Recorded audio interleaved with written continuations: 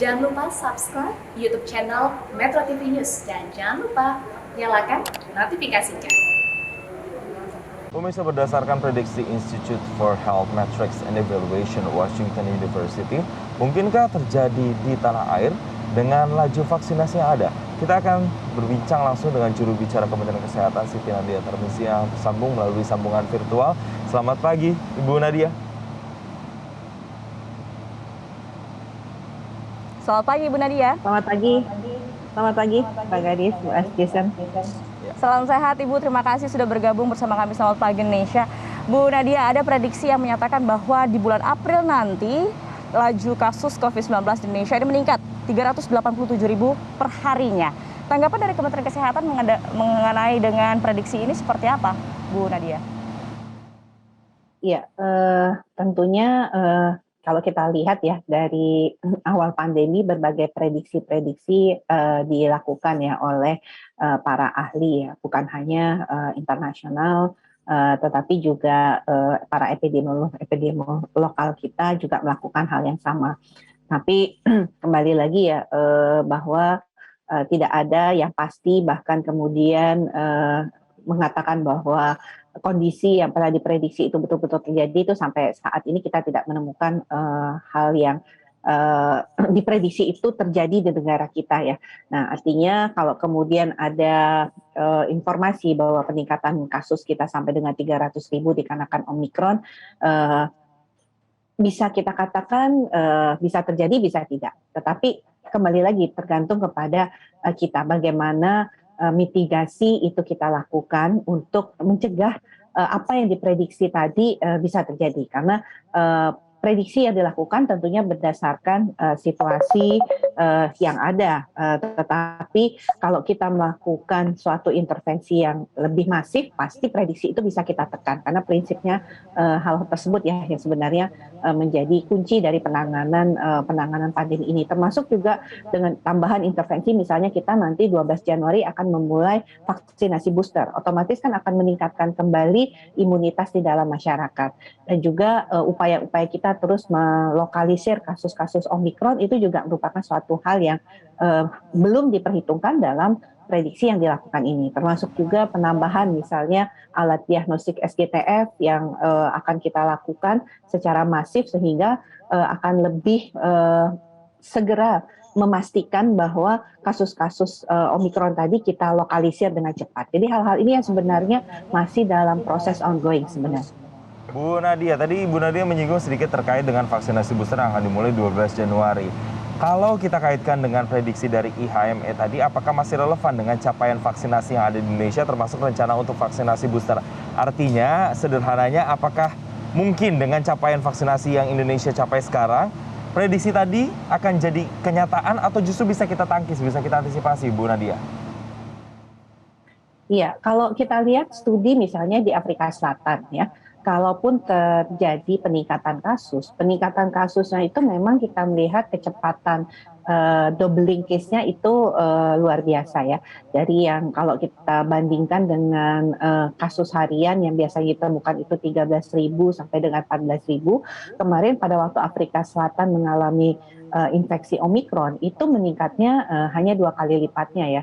Artinya sampai dengan 24.000 sampai 25.000. Kemudian kalau kita lihat di Inggris ya, Inggris pun juga peningkatannya dari kasusnya ya hanya 30-40.000 itu juga meningkatnya sekitar 100.000. Nah, kalau melihat prediksi yang dilakukan dari studi tadi kan sampai dengan 300.000. Puncak kita tertinggi pun itu hanya sebenarnya 54.000 kasus kalau yang kita alami di bulan Juli kemarin. Jadi kalau sampai dengan 6 kali lipat itu rasanya tidak mungkin ya seperti itu. Apalagi kalau kemudian pada saat terjadi tren peningkatan, upaya-upaya yang kita lakukan untuk menekan laju penularan itu sangat memungkinkan kita tidak akan mencapai sesuai dengan apa yang diprediksi ya, Jason.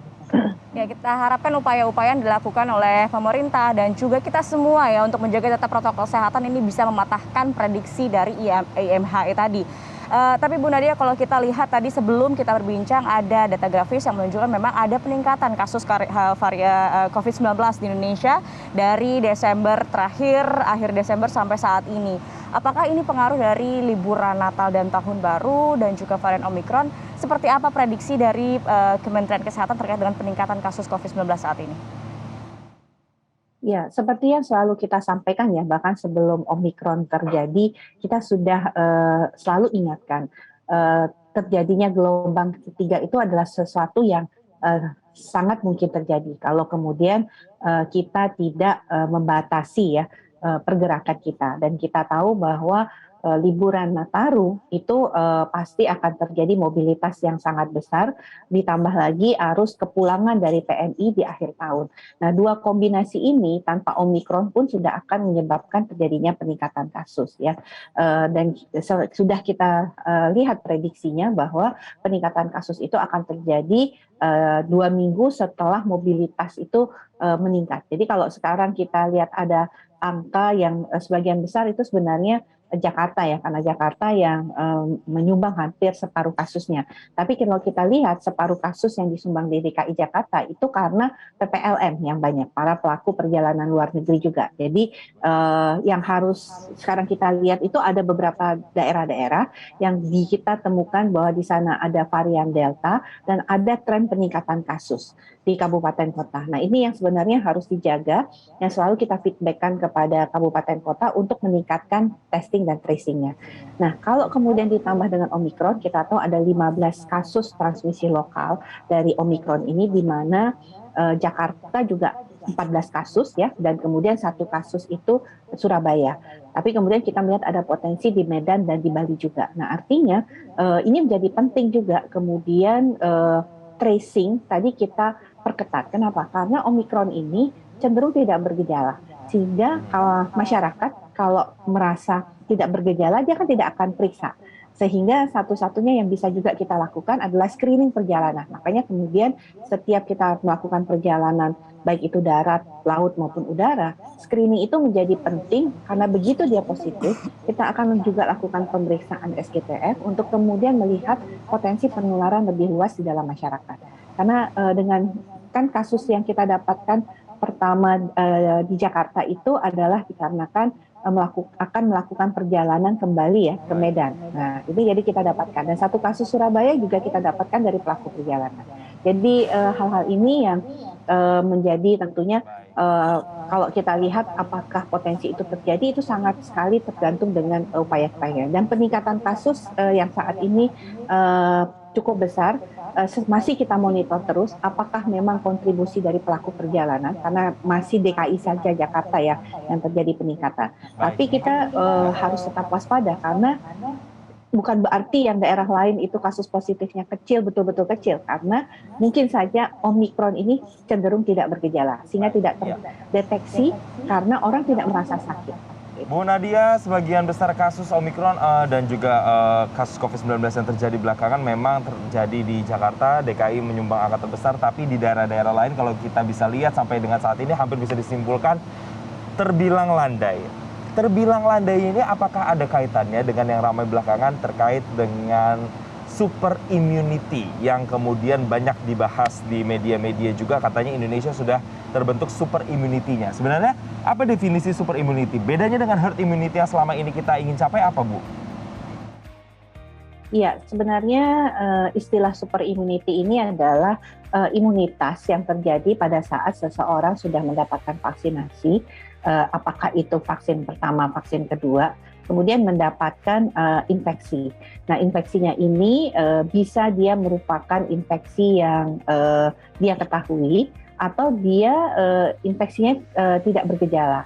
Karena dari survei yang hasilnya sementara ini sudah didapatkan, itu 88% masyarakat kita itu sudah terdapat titer antibodi.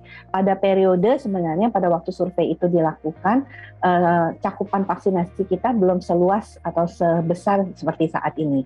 Artinya kalau kita melihat bahwa sebagian besar masyarakat kita itu sudah ada imunitas ya di dalam tubuhnya, baik itu apakah dia pernah terinfeksi atau pernah dia terpapar ya, dan kemudian ditambah lagi dengan mereka mendapatkan vaksinasi dosis kedua secara lengkap, sehingga itulah yang disebut sebagai super immunity tadi, karena kemudian seperti ada boosternya begitu Mas Jason ya, sebenarnya orang jadi sudah seolah-olah mendapatkan 3 kali suntikan vaksin begitu.